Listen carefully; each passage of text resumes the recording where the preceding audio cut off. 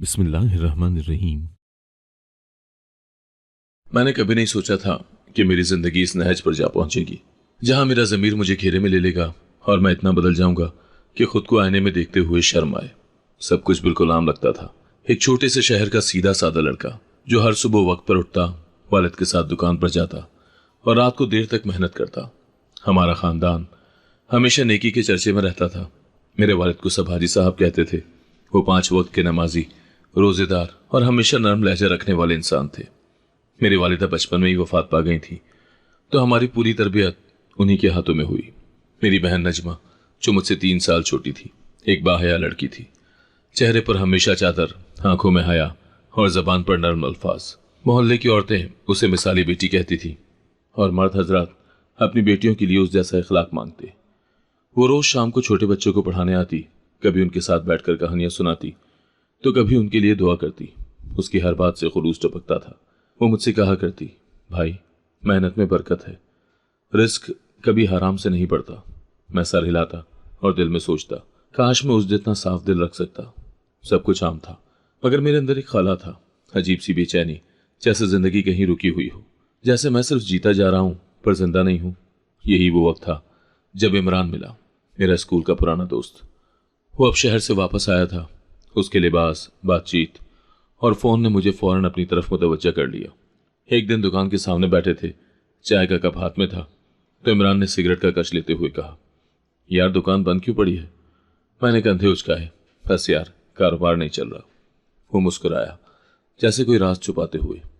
फिर किराए पर लगा दे, नफा तो वैसे भी नहीं हो रहा, कम से कम कुछ आमदनी तो होगी। मैंने कुछ देर सोचा, फिर कहा, कौन लेगा ये जगह? गली के कोने पर, तंग सी। इमरान ने गर्दन झटकी, बस छोड़ना, मैं बात करवा दूंगा। कोई खास इस्तेमाल के लिए लेना चाहे तो। मेरी भवें चढ़ गई। क्या मतलब? वो झुका और आहिस्ता से बोला, बस यार, एक रात के लिए जोड़े आते हैं, चाबी ले जाते हैं, सुबह तक खाली कर देते हैं। कोई शोर नहीं, कोई पूछगछ नहीं, तू सिर्फ चाबी दे, सफाई रख और कैश ले। मैं कुछ देर खामोश रहा, अंदर से जैसे कुछ काम गया हो। यह गलत है इमरान, उसने क्या कहा लगाया। ओ भाई, गलत सही क्या है, आज के ज़माने में सब कुछ चलता है, बस कोई देख ना ले। उस रात में बहुत देर तक जागता रहा। जहन में वो अल्फाज गूंजते रहे, चाबी दे, कैश ले, और इससे भी ज़्यादा वो लम्हे जब मैं अपनी बहन को बच्चों के साथ हंसते देखता और ख़ुद को कमतर महसूस करता। मेरे हाथ खाली थे, मेहनत का सिला कुछ नहीं था। मैं चाहता था कि बाप के बोझ को हल्का करूं, बहन के ख्वाब पूरे करूं, मगर हर दर बंद था। शायद यही सोच थी जो मुझे अगली सुबह इमरान को कॉल करने पर मजबूर कर गई। 2 दिन बाद पहला जोड़ा आया। मैंने दरवाजा खोला, लड़का लड़की को पकड़े हुए अंदर लाया। उनकी नजरें नीचे थी और चेहरे पर घबराहट। मैंने चाबी पकड़ाई, कोई सवाल न किया, जैसे इमरान ने सिखाया था। सुबह लड़का आया, हाथ में लिफाफा था, 5,000 रुपए। उसने कुछ कहे बगैर लिफाफा मेरे हाथ में दिया और निकल गया। जब मैंने वो नोट गिने तो दिल कांप गया। ऐसा लगा जैसे किसी ने मुझे थप्पड़ मारा हो, मगर दिल के अंदर एक और आवाज भी थी, बस अब मसाइल खत्म। मैंने उन नोटों को जेब में रखा और खुद को झूठे इत्मीनान में दबा लिया। ये वक्त ही है, 1-2 बार फिर बंद कर दूंगा। शाम को घर आया तो अब्बू नफिल पढ़ रहे थे और बहन ने कहा, भाई, आज तुम थके हुए लग रहे हो, चाय बना दूं? मैंने कहा, नहीं, बस आराम कर लूंगा। उसने कहा, अच्छा, दुआ करती हूँ अल्लाह से कि तुम्हें आसान रिज्क दे। मेरा दिल अंदर से दबाया जा रहा था। रात को चादर ओढ़ कर लेटा तो नींद नहीं आई। इमरान के अल्फाज, वो 5,000, बहन की दुआ, सब कुछ एक फिल्म की तरह दिमाग में चल रहा था। मगर अगले दिन जब एक और बुकिंग आई तो मैंने सवाल नहीं किया, चाबी दी और सुबह लिफाफा उठा लिया। यही वो दिन था जब मेरा ज़मीर पहली बार हार गया। शुरू में सब कुछ नया था, अजीब सा खौफ दिल में बैठा था, जैसे किसी भी लम्हे दरवाजे पर कोई जोर से दस्तक देगा और सब कुछ सामने आ जाएगा। पहले 2-3 बुकिंग्स के बाद मैंने खुद को समझाया, बस थोड़े दिन, जब तक कुछ जमा हो जाए, फिर बंद कर दूंगा। मगर वो दिन कभी आया ही नहीं।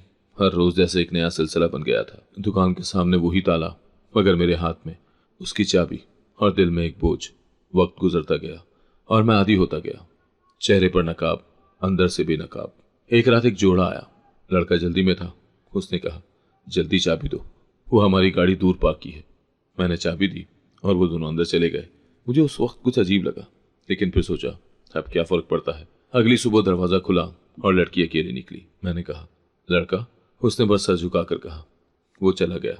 मैं रुक गई थी, फिर बगैर कुछ और बोले चलती। लिफाफा वही, नोट गिने, दिल साकत। अब रोज कुछ नया होता, मगर मैंने खामोशी ओढ़ ली थी। मोहल्ले वालों को जब पूछना होता कि रात कहाँ थे, तो मैं हंसते हुए कहता, यार फूड डिलीवरी शुरू की है, रात की शिफ्ट में काम करता हूँ, ऑनलाइन ऑर्डर आते हैं। वो मुतासिर होकर कहते, शाबाश, मेहनत कर रहा है। और मैं अंदर से एक और झूठ की कब्र खोद लेता। एक दिन बहन मेरे लिए एक शॉपर लाई। भाई, तुम्हारे लिए एक कुर्ता लिया है, तुमने पिछली बार कहा था ना तुम्हें नीला रंग पसंद है। वो मुस्कुरा रही थी और मैं अंदर से टूट रहा था। उसकी खरीदी हुई चीज को हाथ लगाते हुए मेरी उंगलियां कांप गई। मैंने कहा, तुम क्यों पैसे खर्च करती हो? उसने कहा, तुम कमाते हो, मैं तुम्हारे लिए कुछ ना कुछ करना चाहती हूँ। दुकान पर अब मैं सिर्फ चाबी नहीं देता था, वक्त के साथ साथ कुछ ग्राहकों के लिए मखसूस चीजें भी रखता, पानी, तौलिए, कुशन, यहाँ तक कि मोबाइल चार्जर। जैसे मैं एक पूरी सर्विस फराहम करने लगा था। एक रात एक लड़की आई, अकेली। कहा, लड़का बाद में आएगा, मैं पहले रुकी हूँ। मैंने उसे अंदर भेज दिया और खुद बाहर खड़ा रहा। काफी देर हो गई, लड़का ना आया। मैंने दरवाजा खोला, वो सोफे पर बैठी थी, नजरें झुकी हुई। मैंने कहा, तुम्हारा दोस्त नहीं आया? उसने सर हिलाया, नहीं आएगा, वो छोड़ गया, बस मुझे कहीं रुकना था। फिर उसने कहा, क्या ये जगह अगली रात तक रखी जा सकती है? मैंने कहा, रकम दुगनी होगी। उसने बिना बहस किए पैसे निकाले और दरवाजा बंद कर लिया। वो रात लंबी थी। अक्सर ग्राहक जाते हुए कोई निशान छोड़ जाते, लिपस्टिक, खुशबू, एक बाल, या कभी कभी कोई पर्ची जिस पर सिर्फ एक फोन नंबर लिखा होता। मैं वो सब इकट्ठा करता, फिर शाम को सफाई के दौरान जलाया करता। कभी कभार दिल में ख्याल आता, ये जो कुछ हो रहा है, ये सब मेरे जरिए मुमकिन हो रहा है। अगर मैं ना होता तो ये सब भी ना होता। एक रोज रात के 3 बजे बुकिंग आई। बारिश हो रही थी, गलियां सुनसान थी। जोड़ा आया, दोनों के चेहरे पर खौफ था। मैंने कहा, क्या मसला है? लड़के ने बस इतना कहा, बस जगह चाहिए, कोई नहीं देखेगा ना। मैंने दरवाजा खोला और वो चुपचाप अंदर चले गए। सुबह जब वो गए तो लड़की के कपड़े फटे हुए थे। उसने जाते हुए नजरें मिलाए बगैर कहा, शुक्रिया, तुमने कुछ पूछा नहीं। मेरा दिल जैसे मट्टी हो गया, मगर जबान पर ताला था और दुकान पर चाबी। ये रोज की कहानी बन चुकी थी। मैंने अब लोगों को गुनाह करते नहीं देखा, मैं उनका सहूलतकार बन चुका था। न सिर्फ सहूलत देता, बल्कि खुद को यकीन दिलाता कि ये उनकी जिंदगी है, मैं कौन होता हूँ रोकने वाला। बस यही मेरा मामूल था, दरवाजे खोलना, लिफाफे लेना और दिन निकलने से पहले हर निशान मिटा देना। एक दिन एक जोड़ा आया जिनकी बातचीत से जाहिर था कि पहली बार ऐसी जगह पर आए हैं। लड़का बार बार पूछता, कोई देख तो नहीं लेगा? लड़की झिझक से कहती, बस जल्दी चले, मुझे डर लग रहा है। मैंने चाबी दी और कहा, यहाँ कोई नहीं आता, तुम महफूज हो। अंदर जाने के बाद उन दोनों की मध्यम आवाजें कमरे से आती रहीं। सुबह वो जल्दी में निकले। जाते वक्त लड़की ने शुक्रिया अदा किया, लेकिन उसका लहजा बेजान था। मैंने सोचा कि ये जगह शायद किसी के लिए तहफ्फुज है और किसी के लिए शर्मिंदगी, मगर मेरे लिए ये सिर्फ कमाई है। एक रोज एक खास बात हुई। एक जोड़ा आया, मगर उनके साथ एक छोटा सा बच्चा भी था। वह मुश्किल 2 साल का। लड़की ने कहा, हमें जगह चाहिए, लेकिन बच्चा हमारे साथ है, क्या मसला तो नहीं? मैं चलना में खामोश रहा, फिर कहा, आपकी मर्जी है, लेकिन बच्चा शोर करेगा तो? वो बोली, नहीं, वो सो जाएगा। मैंने चाबी दी और वो अंदर चले गए। रात को बच्चा वाकई रोता रहा। मैं दुकान के बाहर बैठा आवाजें सुनता रहा। पहली बार ऐसा लगा जैसे ये दुकान अब सिर्फ एक जगह नहीं, एक सजा बन चुकी है। सुबह जब वो निकले, बच्चा माँ की गोद में सो रहा था और बाप के चेहरे पर मायूसी थी। अब कुछ ग्राहक बार बार आने लगे थे। मैं उन्हें पहचानने लगा, उनकी आदतें, पसंदीदा वक्त, यहाँ तक कि उनके झूठ। एक लड़का अक्सर नई लड़कियां लाता और हर बार कहता, ये पहली बार है, समझो ना। मैं हर बार दबी हंसी में जवाब देता, तुम्हारी पहली बार तो खत्म होने का नाम ही नहीं लेती। वो हंसता, कहता, तू भी तो कारोबारी बंदा है, समझता है सब कुछ। उसकी बात पर मुझे गुस्सा नहीं आता था, सिर्फ थकन महसूस होती। कुछ दिन के बाद एक नौजवान लड़की आई, बहुत घबराई हुई। साथ एक लड़का था जो उसे जबरदस्ती घसीटता हुआ ला रहा था। मैंने कहा, देखो, किसी को मजबूर ना करो, यहाँ जबरदस्ती नहीं चलती। लड़के ने गुस्से से कहा, हम दोनों की मर्जी है, तू सिर्फ चाबी दे। मैं रुक गया, अंदर कोई लहर जैसे अभी उभरी हो, मगर मैंने कुछ न कहा। चाबी दी और दरवाजा बंद कर दिया। ऐसा नहीं था कि मेरे अंदर इंसान बाकी नहीं रहा था, वो अब भी मौजूद था, बस छुप कर सांस लेता था। कभी कभार हिलता और फिर खामोश हो जाता, जैसे उस लड़की की बात सुनकर हिला था जिसने कहा था, काश तुम्हारे जैसा भाई मुझे मिला होता। शायद वो लम्हा पहला दचका था, लेकिन मैं उसके बाद भी अपनी जगह से हिला नहीं। अगली कॉल आई, मैंने फोन उठाया और अगले ग्राहक के लिए दुकान की चाबी निकाल ली। कई हफ्ते गुजर चुके थे। अब दुकान एक चुपचाप मगर चलती हुई मशीन की तरह काम कर रही थी। रात को चाबी देना, सुबह लिफाफा लेना और दिन भर सफाई, खामोशी। मोहल्ले वाले कुछ ज्यादा पूछते नहीं थे, मैं भी एहतियात बरतता था। फिर वो रात आई जब सब कुछ मामूल से हटकर हुआ। 11:30 बजे एक कॉल आई। ग्राहक ने कहा कि वो जल्दी में है। मैंने चाबी दी, मगर लड़के के साथ 2 लड़कियां थी। मैंने हैरानी से पूछा, क्या ये दोनों भी रुकेंगी? उसने क्या कहा लगाया, तू बस जगह दे, बाकी हम देख लेंगे। मुझे थोड़ा अजीब लगा, लेकिन पैसे पेशगी दे चुका था, इसीलिए चुप रहा। 1 घंटे के बाद शोर मच गया। बाहर किसी ने ऊंची आवाज में गाली दी, फिर दरवाजा बजाया। मैं घबराकर बाहर निकला तो 2 पुलिस वाले सामने खड़े थे। एक ने तेज लहजे में कहा, ये दुकान तुम्हारी है, अंदर क्या चल रहा है? मैं गड़बड़ाया, लेकिन फौरन वो नंबर निकाला जो कई हफ्ते पहले मेरे लिए तहफ्फुज़ का बाइस बना था। मैंने रिश्वत देने वाले दोनों एहलकारों में से एक को कॉल की। उसने सुना और बस इतना कहा, 5 मिनट दे, सब संभालते हैं। पुलिस वाले अब भी सवाल कर रहे थे। यहां से चीखों की आवाजें आ रही थी। तुमने सुना? मैंने साफ इनकार किया। नहीं साहब, शायद पास वाले मकान से आई हो। एक ने मोबाइल निकाला और वीडियो बनाने लगा। इतने में वो आदमी आ गया जिसे मैं हर महीना लिफाफा देता था। उसने आते ही इशारा किया और दोनों एहलकार फौरन चुप हो गए। एक ने बस कहा, मामला चेक कर रहे थे, लेकिन सब ठीक लगता है। वो चले गए और मैं पसीने से भीगा हुआ वापस दुकान के अंदर आया। ग्राहक जा चुका था, लेकिन कमरे में सिगरेट की बू और बेतरतीबी बाकी थी। रात का सकूत अब बेचैन करने लगा था। मैंने दुकान का दरवाजा बंद किया और घर की तरफ निकला। जैसे ही दरवाजा खुला, वालिद को नमाज पढ़ते देखा। वो सजदे में थे और मुझे उनकी हिचकियां साफ सुनाई दे रही थी। बहन ने किचन से आवाज दी, भाई तुम्हारी पसंद की खीर बनाई है, जरा ठंडी हो जाए तो खिला दूंगी।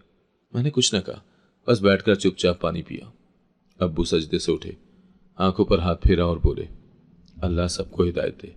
आज ख्वाब में कुछ अजीब सा मंजर देखा, जैसे कोई अंधेरे में गुम हो रहा हो। मैंने नजरें चुराई। बहन ने प्लेट में खीर डाली और मेरे सामने रखी।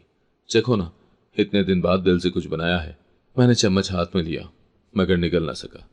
अंदर कुछ टूटने लगा था। मैंने कहा, ठीक है, बाद में खाता हूं, और कमरे में जाकर लेट गया। अगले दिन सुबह एक ग्राहक का मैसेज आया, रात के लिए वही पुरानी जगह चाहिए, जल्दी बताना। मैंने थोड़ा सोचा, मगर फिर वही चाबी उठाई और वक्त तय कर लिया। खुद को यकीन दिलाया, बस एक बार और, अब तो सब संभाला हुआ है। लेकिन उस दिन के बाद एक नया सिलसिला शुरू हो गया। दुकान के आसपास कुछ नए चेहरे दिखाई देने लगे। कुछ लोग दुकान के सामने खड़े होकर फोन पर बात करते, जैसे किसी का इंतजार कर रहे हो। एक दिन एक लड़का आया और बोला, सुना है यहाँ काम आसानी से हो जाता है, कोई शर्त नहीं लगाता। मैं चौंका, तुम्हें किसने बताया? वो मुस्कुराया, बस लोगों से बातें सुनी, सोचा खुदा कर पूछ लूं। मैंने उसे झट से टाला, यहाँ कुछ नहीं होता, गलत सुना है तुमने। वो बोला, चलो कोई नहीं, पर तुम्हारी शोहरत तो बन रही है। उसके जाते ही मैंने वो नंबर दोबारा मिलाया। मामला फैलता जा रहा है, जरा देख लेना। दूसरी तरफ से जवाब आया, फिक्र न कर, तेरी बैकअप मजबूत है। गर्मियों की दोपहर थी, सूरज जैसे छतों पर आग बरसा रहा हो। मैं दुकान के पिछले कमरे में बैठा पंखे के नीचे नींद बेहोशी की कैफियत में था। फोन पर एक नई बुकिंग का पैगाम आया, लेकिन मुझे हिचकिचाहट महसूस हुई। पिछली चंद रातों के वाकयात के बाद कुछ बदला था, लेकिन जैसे अंदर का एक हिस्सा जिद कर रहा हो कि चलने दो, सब वैसा ही रहने दो। मैंने मैसेज का जवाब नहीं दिया, बस फोन एक तरफ रख दिया। शाम को मोहल्ले की गली में शोर सुनाई दिया। कुछ औरतें चिल्ला रही थी, मायों वाली लड़की गायब हो गई। कोई कह रहा था, दोपहर में तो थी, शाम को कमरे में गई, अब नहीं मिल रही। मैं चौंका और फौरन सहन में 2 दिन पुराना मंजर आया। वही लड़की जर्द रंग के कपड़े में एक लड़की के साथ मेरे स्टोर पर आई थी। उस वक्त मैंने ज्यादा तवज्जो नहीं दी, क्योंकि ऐसे जोड़ों के चेहरे मेरे लिए अब महज आर्जी होते जा रहे थे। अब जब ये खबर फैली तो मेरी पसलियों में एक झटका सा लगा। अगर वो लड़की उसी लड़के के साथ भाग गई थी तो शायद मेरे स्टोर की चाबी उस फरार का एक कोना था। मैंने अंदर जाकर दराज खोली और बुकिंग का इंतराज देखा। कोई शनाख्ती सबूत नहीं, सिर्फ पहचान, वही मामूली बातें। कोई सवाल ना हो, बस जगह चाहिए। मोहल्ले में पुलिस आ गई, गली बंद हुई, लोगों से सवालात होने लगे। मैंने दुकान को ताला लगाया और अगले दिन की बुकिंग कैंसिल कर दी। दिल अंदर से लरजता रहा, लेकिन जबान बंद थी। किसी को क्या बताता कि मैंने उसे आते देखा था, किसी को क्या कहता कि मैंने उन दोनों को चाबी दी थी। अगले 2 दिन दुकान बंद रखी। फोन पर मैसेजेस आते रहे। कुछ पुराने ग्राहकों ने नाराजगी जाहिर की, क्या मसला है, जगह बंद क्यों है? मैंने सबको एक ही जवाब दिया, मरम्मत चल रही है, फिलहाल बुकिंग नहीं। लेकिन सच ये था कि मुझे डर लगने लगा था। जैसे हर दरवाजा खोलने के साथ एक और राज मुझ पर खुल रहा हो। अब ये राज मेरे मोहल्ले की इज्जत से जुड़ने लगे थे। फिर अगले हफ्ते एक पुराना नंबर दोबारा आया। उसने कहा, हमें उस पुराने सिस्टम पर वापस जाना है, कल रात की ज़रूरत है। मैंने कुछ लम्हे तवक्कुफ किया, फिर जवाब में सिर्फ एक लफ्ज़ लिखा, ठीक। वही दरवाज़ा, वही चाबी, वही खामोशी। लेकिन अब एक और चीज़ भी शामिल हो चुकी थी। मैं खुद अब दुकान तक महदूद नहीं रहा था। लड़कों को जानता था जो लड़कियों को तैयार करके लाते। उनमें कुछ ऐसे थे जो स्कूलों, कॉलेजों और ट्यूशन सेंटर्स के बाहर खड़े रहते, दोस्ती के बहाने बातचीत बढ़ाते और फिर ऐसी जगह की ऑफर देते जहां किसी को कुछ पता नहीं चलता। मैं अब उनसे बराह रास्त नहीं मिलता था, लेकिन उनके जरिए लड़कियां पहुंचने लगी थी। एक दिन एक लड़की आई जो शायद पहली बार ऐसी जगह पर आई थी। वो दरवाजे के सामने रुकी, नजरें नीचे, सांस तेज। मैंने कहा, डरने की जरूरत नहीं, सब महफूज है। उसने पलटकर मेरी तरफ देखा और कहा, क्या यहां से कोई वापस भी जाता है? मैं खामोश हो गया। चाबी उसके हाथ में थमाई और दरवाजा बंद कर दिया। अब मैं सिर्फ एक खामोश सहूलतकार नहीं रहा था। अब मैं खुद लड़कियों को समझाता, उनकी उलझनों को आसान बनाता, उन्हें तसल्ली देता, कोई मसला नहीं, इज्जत बचा कर रहोगे, बस चाबी ले लो, रात गुजार लो। ये जुमले मेरे मुंह से निकलते थे जैसे कोई गाइडलाइन हो। एक लड़की ने पूछा, ये इज्जत बचाना कैसा होता है? मैंने कहा, बस खामोशी से आना, खामोशी से जाना, किसी को कुछ ना पता चले। वो बोली, पर मेरे अंदर तो शोर है, वो कैसे बंद होगा? मैंने नजरें चुरा ली। बाज़ औक़ात वो लड़कियां जो पहली बार आती अगली बार खुद राब्ता करती, कहती पहले वाला कमरा चाहिए, उसमें कम शोर था। अब मुझे समझ आने लगा था कि ये सब लोग सिर्फ गुनाह के लिए नहीं आ रहे, कुछ भाग रहे हैं, कुछ ढूंढ रहे हैं और कुछ बस थक चुके हैं। मैं जानता था कि दुकान अब बंद नहीं होगी। ये कारोबार अब सिर्फ दौलत नहीं, मेरे अंदर की लत बन चुका था। जैसे हर रात की चाबी मेरे अंदर के खला को भर देती हो, एक दिन के लिए, एक रात के लिए, जब तक अगला खला न बन जाए। मोहल्ले में मायों वाली लड़की की खबर आहिस्ता आहिस्ता पुरानी हो गई। लोगों ने नई बातें शुरू कर दी और मैंने दोबारा कारोबार चालू कर दिया। जो कभी एक हादसाती कदम था, अब मुकम्मल निज़ाम बन चुका था। दुकान के कमरे में अब मैंने एक नया आईना भी लगवाया था। नहीं, ये खुद को देखने के लिए नहीं था, ये उनके लिए था जो आते वक्त खुद को आखिरी बार देखते थे और जाते वक्त नजरें चुरा लेते थे। और मैं वहीं दरवाजे पर खड़ा शख्स था जो सब कुछ जानता था, सब कुछ देखता था, फिर भी कुछ नहीं कहता था। रात का वक्त था, बाजार बंद हो चुके थे, गलियां सन्नाटे में डूबी हुई थी। मैं दुकान के बाहर लकड़ी की पुरानी बेंच पर बैठा सिगरेट सुलगा रहा था। मौसम बदला हुआ था, हल्की सी ठंडी हवा चल रही थी। फोन पर कुछ पुराने ग्राहकों के पैगामात आ चुके थे, मगर आज किसी बुकिंग का मूड ही नहीं था। थकन ज्यादा थी और शायद ज़मीर थोड़ा ज्यादा शोर कर रहा था। ऐसे में सलीम अचानक सामने आ गया, बचपन का दोस्त जिससे बरसों बाद दोबारा राब्ता हुआ था। वो बाहर मुल्क में था, अब वापस आया था और शहर में घूम रहा था। सलीम ने आते ही गले लगाया, ओ भाई, तू तो वैसा ही है, बस थोड़ा मोटा हो गया है। मैंने ज़बरदस्ती हंसी निकाली, तू भी ज़्यादा अक्लमंद नहीं लगा मुझे, वैसे के वैसा ही है। हम दोनों हंसे, कुछ देर पुरानी बातें की। सलीम ने एकदम संजीदगी इख्तियार की, यार एक काम था, थोड़ी देर के लिए तन्हाई चाहिए। समझ तो गया ही होगा। मैंने उसकी तरफ देखा, उसकी आंखों में वही चमक थी जो कई दूसरे के आंखों में देख चुका था। पहले तो कुछ सोचा, फिर जेब से चाबी निकाली, ले जा, लेकिन 1 घंटे से ज्यादा मत रुकना। ओ भाई, तेरे पुराने दोस्त हैं हम, भरोसा रख। उसने चाबी ली और सड़क के मोड़ पर खड़ी एक बुर्कापोश लड़की को आवाज दी। वो आहिस्ता कदमों से आई और सलीम के साथ दुकान के अंदर दाखिल हो गई। मैंने दरवाजा बंद किया और दोबारा बेंच पर आकर बैठ गया। सिगरेट का धुआं फिजा में घुल रहा था, लेकिन मेरे दिल में अजीब बेचैनी थी। कमरे में रोशनी थी पर दिमाग में अंधेरा। कभी कभी ऐसा होता था जब कोई ग्राहक अंदर होता और मैं बेवजह इस्तराब महसूस करता, मगर आज ये बेचैनी मुख्तलिफ थी, जैसे दिल के किसी कोने में एक अलार्म बज रहा हो। 15 मिनट गुजरे होंगे। मैंने पिछले दरवाजे का रुख किया, वो दरवाज़ा जो मैं बहुत कम खोलता था। वहां से कमरे के अंदर का पर्दा हल्का सा दिखाई देता था। मैंने दबे कदमों आगे बढ़कर पर्दे के पास कदम रोके। रोशनी मध्यम थी, लेकिन मंजर साफ था। सलीम खड़ा था और लड़की वो सोफे पर बैठी थी। बुर्का उसके कंधों से ढलक चुका था। मैंने आंखें जोर से झपकाई, जैसे जो कुछ देख रहा हूं वो धुंध हो, गलती हो, लेकिन नहीं, वो चेहरा मेरे दिल में कुंदा था। वो नजमा थी, मेरी बहन, मेरी अपनी सगी बहन। मेरे पाँव के नीचे से जमीन खिसक गई, सांस जैसे रुक गई हो। चलना मैं सिर्फ पत्थर की तरह खड़ा रहा, फिर बेकाबू होकर पर्दा हटाया और चीखा, ये क्या है सलीम? मैंने उसे देखा, गुस्सा आंखों में आग बन चुका था। उठकर उसके गिरबान पर झपटा, दीवार से दे मारा। ये क्या किया तूने, कमीना, हरामी। वो हंसा और तंज से बोला, तू दूसरों की बहनों को अंदर भेजता था, आज अपनी पहुंची तो तकलीफ हो रही है। क्या फर्क है, सब बराबर है ना तेरे कारोबार में। मैंने एक के बाद एक घूसा उसके मुंह पर मारे। सलीम की नाक से खून निकल आया, मगर वो हंसता रहा। मार ले जितना मारना है, सच नहीं बदलेगा। ये सब तेरी वजह से है। तूने रास्ता दिखाया, हमने चलना सीखा। मैंने धाड़ कर कहा, निकल जाए यहां से अभी के अभी। वो झटके से खुद को छुड़ाकर दरवाजा खोलकर बाहर निकला। जाते जाते सिर्फ एक जुमला बोला, कल अगर किसी और की बहन आए तो भी बस चाबी देना, आदत ना भूल जाना। नजमा एक कोने में जा बैठी, सर घुटनों में दिया हुआ। मैं उसके करीब गया, लेकिन कुछ कहने के काबिल ही ना रहा। सिर्फ बैठकर उसकी तरफ देखा। उसने ना मुझे देखा, ना कुछ कहा, बस सिसकियां थी जिनमें जैसे मेरी रूह भी पिघल रही थी। फिर वो उठी, बुरका ठीक किया, दरवाजा खोला और चली गई। ना सवाल, ना शिकायत, बस एक आम खामोशी जो मुझ पर कयामत की तरह टूटी। मैं उस रात दुकान पर नहीं रुका, ना घर गया। मस्जिद के दरवाजे पर जाकर बैठ गया। अंदर जाकर वजू किया और सजदे में गिर गया। वो सजदा लंबा था, दिल का बोझ इतना ज्यादा कि सर जमीन से चिपक गया। जबान पर सिर्फ एक फिक्रा था जो बार बार दोहरा रहा था, या अल्लाह मुझे माफ कर दे, मैं मर गया हूं अंदर से। रात के आखिरी पहर जब इमाम मस्जिद आया, उसने मुझे पहचान लिया। तुम तो हाजी साहब के बेटे हो। मैंने आहिस्ता से सर हिलाया। वो बैठ गया। सब खैर तो है, तुम इस वक्त यहाँ?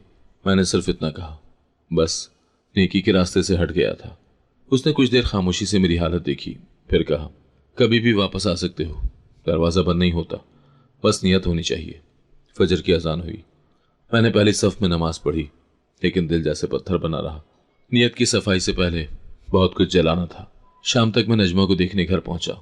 दरवाज़ा खोला, अंदर दाखिल हुआ तो सब कुछ मामूल पर था। नजमा किचन में थी, जैसे कुछ हुआ ही ना हो। वो मेरे चेहरे की तरफ नहीं देख रही थी, सिर्फ हल्के हाथ से आटे को गूंद रही थी। मैंने कहा, तुम ठीक हो? उसने सिर्फ इतना कहा, आपको ये पूछने का हक नहीं रहा। मैं चुप हो गया। ये वो जुमला था जो शायद पूरी जिंदगी मेरे साथ रहेगा। शाम को एक लड़का दुकान के पास आया, पहले कभी नहीं देखा था। वो बोला, सुना है यहाँ एक काम आसानी से हो जाता है। मैंने कहा, किसने बताया तुम्हें? वो बोला, सलीम। उसने कहा था अगर भरोसे की जगह चाहिए तो उधर चले जाना। मैंने उसे सीधा देखा और कहा, यह जगह बंद हो चुकी है। वो हंसा, सब ऐसे ही कहते हैं, फिर चाबी दे देते हैं। मैंने दरवाजे पर लगा ताला दिखाया। यह ताला सिर्फ बाहर से नहीं, अंदर से भी लगा है। वो मायूस होकर चला गया, लेकिन उसके चेहरे पर वही हंसी थी जो सलीम के चेहरे पर थी। अगली सुबह जैसे ही सूरज की किरणें गली में पड़ने लगी, मैं दुकान की कुंजी लेकर सीधा वहां पहुंचा। चाबी घुमाई, दरवाजा खोला और अंदर कदम रखते ही एक बार फिर वो सब कुछ आंखों के सामने आ गया। वही पर्दे जिनके पीछे न जाने कितनी कहानियां छुपी थी, वो गद्दे जिन पर खामोशियों की चादर बिछी थी, और वो रजिस्टर जिसमें नाम नहीं होते थे, सिर्फ तारीखें थी और रकमें, सब कुछ। मैंने बाहर एक मजदूर को बुलाया और कहा, सामान बाहर निकालना है, जो लकड़ी का हो, पिछले अहाते में रख दो। उसने हैरानी से पूछा, क्या सब कुछ? मैंने इस बात में सर हिलाया, एक कील भी नहीं बचनी चाहिए। फिर मैंने कैरोसिन मंगवाया और सामान पर डाल दिया। आग की एक चिंगारी ने सब कुछ लपेट में ले लिया। धुआं उठने लगा, शोले बुलंद हुए और आसपास के लोग जमा होने लगे। एक दुकानदार बोला, क्या हुआ भाई, आग क्यों लगा रहे हो? मैंने बस इतना कहा, सफाई कर रहा हूँ, पुरानी गंदगी धो रहा हूँ। कुछ लोग हंसे, कुछ ने वीडियो बनाई, लेकिन मैं खड़ा रहा, आंखों में आग का अक्स लिए। वो मोबाइल जिसमें बुकिंग्स होती थी, वो रजिस्टर जिसमें गुनाहों की रसीदें थी, सब कुछ राख में बदल गया। और राख में जैसे मेरा पिछला वजूद भी जल गया। उसी शाम में घर आया। नजमा कमरे में बैठी थी, किताबों के दरमियान। उसने मेरी तरफ नहीं देखा, लेकिन मैं सीधा उसके सामने जा बैठा। मुझे माफ़ कर दो नजमा, मैंने तुम्हें, अम्मी की याद और इस घर की इज्जत सब कुछ बेच दिया। वो खामोश रही, मगर उसकी आंखों में नमी थी। थोड़ी देर के बाद आहिस्ता से बोली, मुझे माफ़ी चाहिए, मगर तुमसे नहीं, अल्लाह से। तुमने सिर्फ अपनी आंखें बंद की, मैंने दिल बंद किया। अब हम दोनों को हिसाब देना है। मैं फिर अब्बू के पास गया। वो कमरे में आराम कर रहे थे। मैं उनके पास बैठा और धीरे से कहा, अब्बू, मुझे आपसे कुछ कहना है, कुछ ऐसा जो सुनकर शायद आप बर्दाश्त न कर सके, मगर सच है। उन्होंने चौंक कर मेरी तरफ देखा। क्या हुआ बेटा, खैरियत है? मैंने एक सांस ली और फिर वो सब कुछ सच सच बता दिया। दुकान का असल इस्तेमाल, बुकिंग्स, पैसे, झूठ, यहाँ तक कि नजमा का वाकया। बोलते हुए मेरी जबान कांप रही थी, लेकिन मैं रुका नहीं। अब्बू सुनते रहे, चेहरे पर कोई तासुर नहीं था। फिर अचानक उनका सर पीछे को ढलक गया और आंखें बंद हो गई। मैं चीखा, अब्बू अब्बू। नजमा दौड़ी आई। हमने फौरन एम्बुलेंस बुलाई। अस्पताल पहुंचा। डॉक्टर ने कहा कि फशारे खून बहुत बढ़ गया था, दिमाग पर असर हुआ है, चंद दिन निगरानी में रखना पड़ेगा। अस्पताल के कमरे में मैं उनके हाथ पकड़े बैठा रहा। वो होश में आए तो मुझे पहचाना, मगर जबान से कुछ न बोल सके, सिर्फ हाथ दबाया, जैसे कह रहे हो मैं सुन चुका हूं, अब देख रहा हूं कि तुम क्या करते हो। मोहल्ले में बात फैल गई। किसी ने कहा, वो लड़का जिसकी बहन मिसाल थी अब तो खुद तौबा का दावेदार बन गया है। कोई बोला, जिसने दूसरों की बेटियों की इज्जत का ख्याल ना रखा अब ये खुद वाइज बनने निकला है। लेकिन मैं खामोश रहा।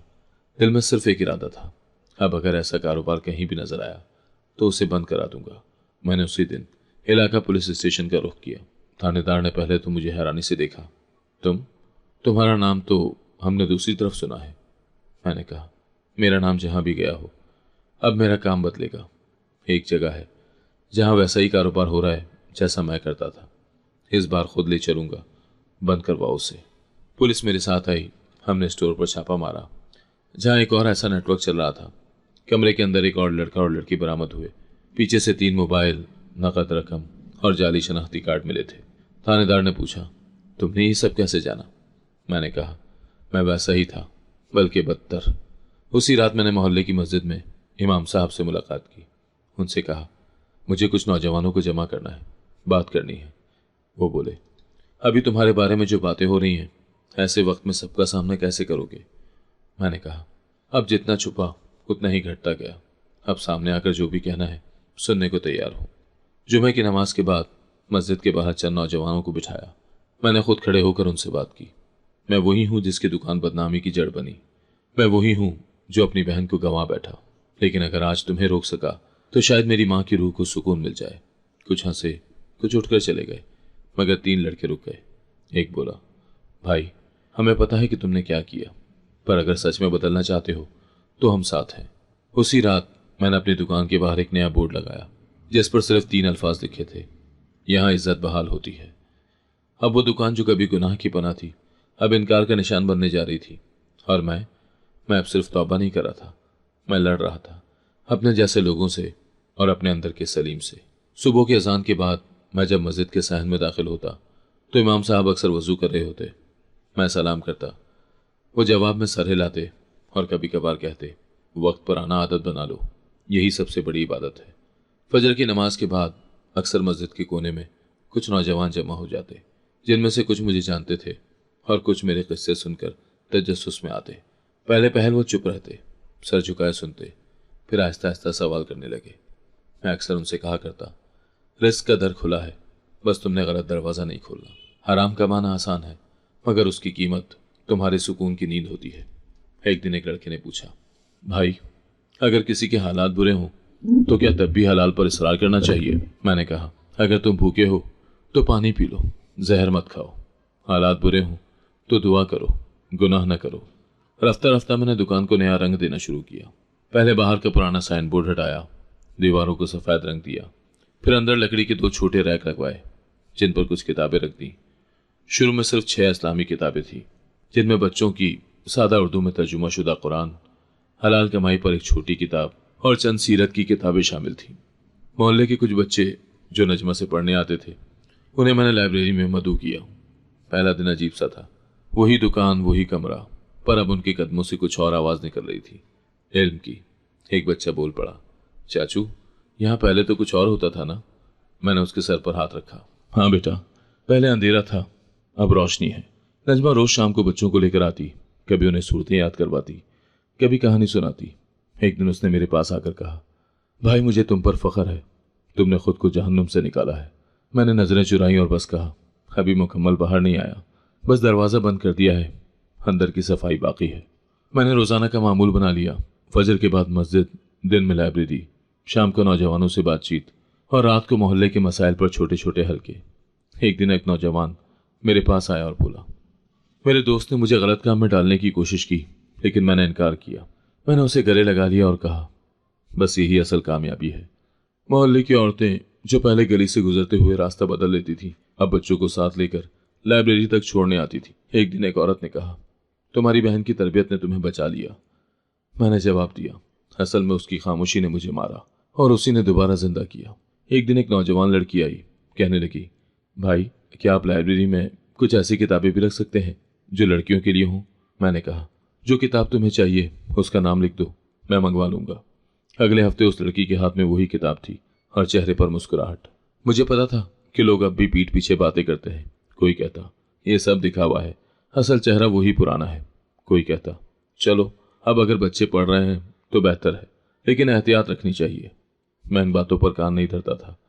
मेरे अंदर का हिसाब शुरू हो चुका था और वो सबसे सख्त एहतसाब होता है। लाइब्रेरी का माहौल बदल चुका था।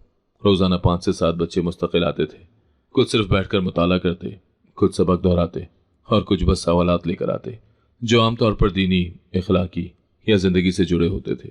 इसी दौरान मस्जिद के इमाम साहब ने मुझसे कहा, जुमे के बाद चंद मिनट का खिताब तुम किया करो। नौजवानों की जबान में बात करनी है जो हमसे मुमकिन नहीं। पहले जीजा कोई, फिर नजमा ने कहा, जो सच बोलने की हिम्मत रखता है वो सुना भी सकता है। मैंने हामी भर ली। पहला खिताब बहुत सादा था। मौजू था नियत और नतीजा।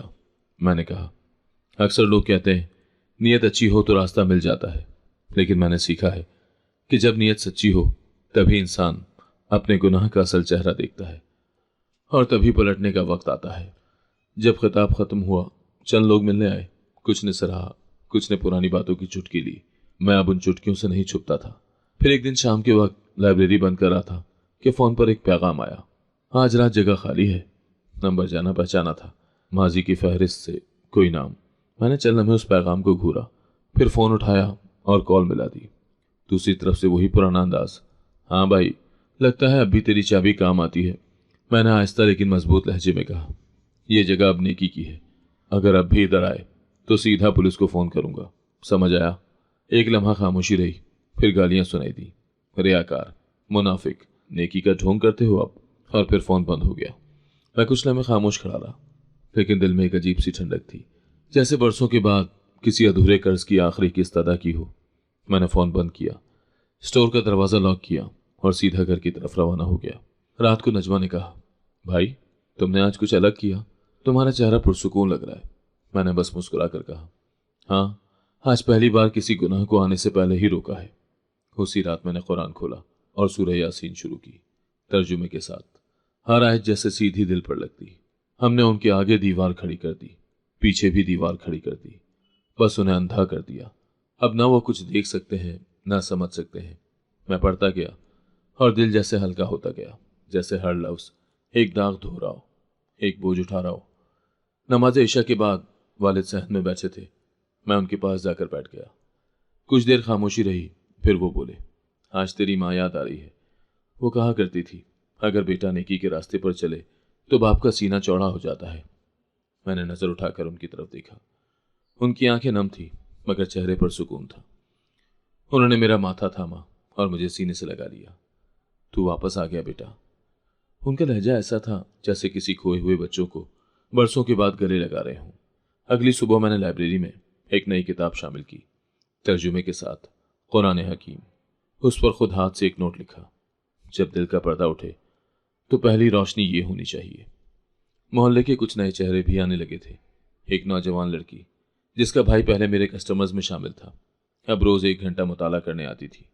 उसने एक दिन पूछा, भाई क्या जो माजी में अंधेरे में चले गए हों वो भी दोबारा रोशनी में आ सकते हैं? मैंने मुस्कुराकर कहा, अंधेरे में चलना जुर्म नहीं, वहां रुक जाना जुर्म है। उसी शाम मोहल्ले के एक बुजुर्ग आए जिन्होंने बरसों पहले मेरे वालिद के साथ तिजारत की थी। कहने लगे, तुम्हारी दुकान अब हमारे बच्चों की पनाहगाह बन गई है। कुछ साल पहले सोचा भी नहीं जा सकता था कि ये कमरा एक दिन इल्म का मरकज बनेगा। मैंने सर झुकाया। मैं खुद भी नहीं सोच सकता था। अब जब शाम ढलती मैं लाइब्रेरी की लाइट जलाता और खुद से कहता, एक और दिन पाक गुजर गया, एक और कदम वापस आने का मुकम्मल हुआ। मस्जिद के बाहर नौजवानों का हल्का अब बाकायदा हो चुका था। हफ्ते में 3 दिन हम बैठते। किसी दिन सिर्फ रिस्क पर बात होती, किसी दिन ताल्लुकात पर और किसी दिन इंसान के नफ्स से लड़ाई पर। अक्सर लड़के सादा कपड़ों में आते, मगर कुछ आंखों में वही पुरानी बेचैनी होती जो कभी मेरे अंदर थी। एक दिन एक लड़का आया जिसका लहजा बाकियों से मुख्तलिफ था, खामोश, संजीदा, और निगाहें अक्सर नीचे रहती थी। लेक्चर के बाद उसने तन्हाई में आकर कहा, भाई, मैं कुछ करना चाहता हूँ, लेकिन जो काम मुझे आता है वो गलत है। मैंने पूछा, क्या आता है तुम्हें? उसने नजरें उठाई। लोगों से झूठ बोलना, चीजें बेचना जो उनके काम की नहीं, और बाज़ औक़ात औरतों की कमजोरियों को इस्तेमाल करके कमाई करना। मैंने थोड़ी देर उसे देखा, फिर कहा, यही तो काम मुझे भी आते थे। अब तुम्हें खुद फैसला करना है कि तुम उस दरवाजे से बाहर आना चाहते हो या उसी में दफन होना है। उस दिन के बाद वो लड़का रोज आने लगा। कभी सवाल करता, कभी बस बैठा रहता, कभी कुरान खोलकर पढ़ने लगता। कुछ हफ्ते के बाद उसने कहा, मैंने अपने सारे पुराने राब्ते खत्म कर दिए हैं, अब एक सच्चा काम शुरू करना है। एक और नौजवान मेरे पास आया और बोला, भाई, एक जगह है मेरे मोहल्ले में, वहां वही काम हो रहा है जो कभी तुम करते थे। मुझे समझ नहीं आ रहा कि क्या करूं। मैंने उसके कंधे पर हाथ रखा। पहला कदम यह है कि तुम खामोश न रहो। पुलिस न सुने तो मोहल्ले के इमाम से बात करो, वो न सुने तो खुद जाकर ताला तोड़ दो। खामोशी सबसे बड़ा जुर्म है। अब लोग मेरे पास आकर सिर्फ हिदायत नहीं मांगते थे, वो खुद को बचाना चाहते थे। इस दौरान एक रात एक ऐसा वाकया हुआ जिसने मुझे मजीद चौकन्ना कर दिया। एक नौजवान लड़की जो पहले लाइब्रेरी में आती थी, अचानक कई दिन से गैर हाजिर थी। नजमा ने बताया कि उसके वालिद ने आने से रोका है क्योंकि मोहल्ले वाले बातें बना रहे थे। मैं उनके घर गया, सलाम किया और उनकी माँ से कहा, अगर आपको कभी लगा कि ये जगह दोबारा गुनाह का गढ़ बनी है तो पहला पत्थर आप ही मारना, लेकिन जब तक ये रोशनी जल रही है अंधेरे को मौका न दें। कुछ देर के बाद लड़की की माँ ने कहा, हमने सुना है कि आप बहुत बदल गए हैं, पर लोग याद दिलाते रहते हैं कि आप कौन थे। मैंने जवाब दिया, अगर मैं आज भी वैसा ही होता तो ये सब कुछ दिखाने की जरूरत न पड़ती। मेरे लिए बोलना आसान होता, काम करना मुश्किल, मगर मैंने दोनों किया है। अब फैसला आपका है। 2 दिन के बाद वो लड़की दोबारा लाइब्रेरी में आई और उस दिन मेरी आंखों में जो चमक थी, शायद वो पहली बार वापस लौटी थी। अक्सर नौजवान आकर कहते, भाई, आप जैसे थे हम भी वैसे ही हैं, हमें बचा लो। मैं उन्हें गले लगाकर कहता, मैं भी वही था, मगर तुम वो न बनो जो मैं बन गया था। ये कहना आसान नहीं था। माजी की हर सच्चाई जबान से निकालने में जख्म खुलते थे, लेकिन हर नौजवान जिसे रोक लेता वो मेरे लिए मरहम बन जाता। मोहल्ले में एक नया माहौल बन रहा था। कुछ लोगों ने अब बच्चों के छोटे पैमाने पर तरबियती क्लासेस भी शुरू कर दी थी। मस्जिद में नौजवानों की तादाद बढ़ गई थी और मैं जानता था मेरे जैसे और भी होंगे जो कहीं अपने अंधेरे से लड़ रहे होंगे। मैं उन सब के लिए खुली अलामत बनना चाहता था कि वापसी मुमकिन है अगर दिल सच बोलना सीख ले। आज जब मैं ये सब लिख रहा हूं तो मेरी बहन मेरे सामने बैठी है, बच्चों को पढ़ा रही है। लाइब्रेरी में सुकूत है, सिर्फ चंद बच्चों के सफ़े पलटने और कलम चलाने की आवाज़ें। वो अब भी सादा ही है, वही दुपट्टा, वही नर्म लहजा, मगर उसकी आंखों में अब एक ठहराव है, ऐसा सुकून जो शायद बरसों की दुआ के बाद मिलता है।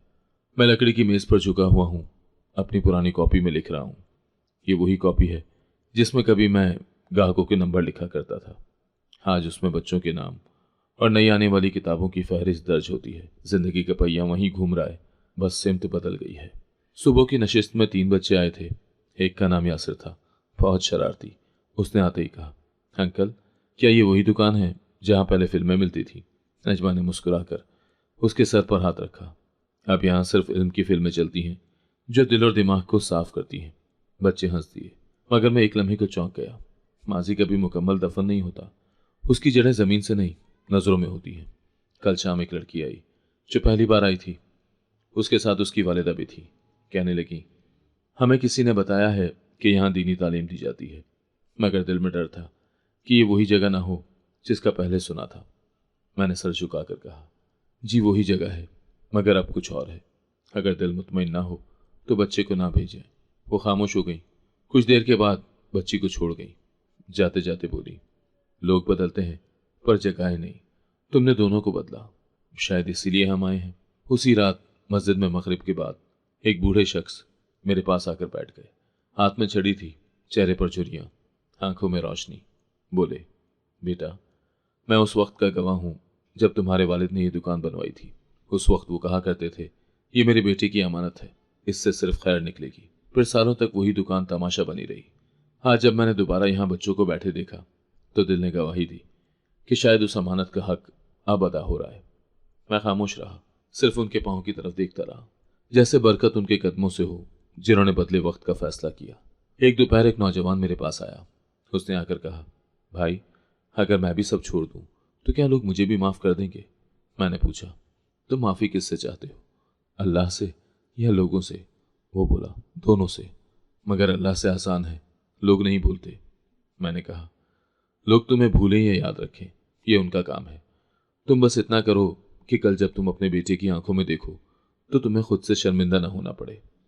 वो लड़का कुछ देर रुका, फिर बोला, मेरी बीवी हामला है। मैं नहीं चाहता कि वो वही बच्चा जने जो मैं था। मैंने उसे गले लगाया और कहा, तुम्हारा बच्चा वही बनेगा जो तुम आज बनने जा रहे हो। फैसला आज का है, विरासत कल की है। उस हफ्ते लाइब्रेरी में एक छोटा सा मुकाबला करवाया। बच्चों को कहा गया कि एक पैराग्राफ लिखें, सच की कीमत क्या है।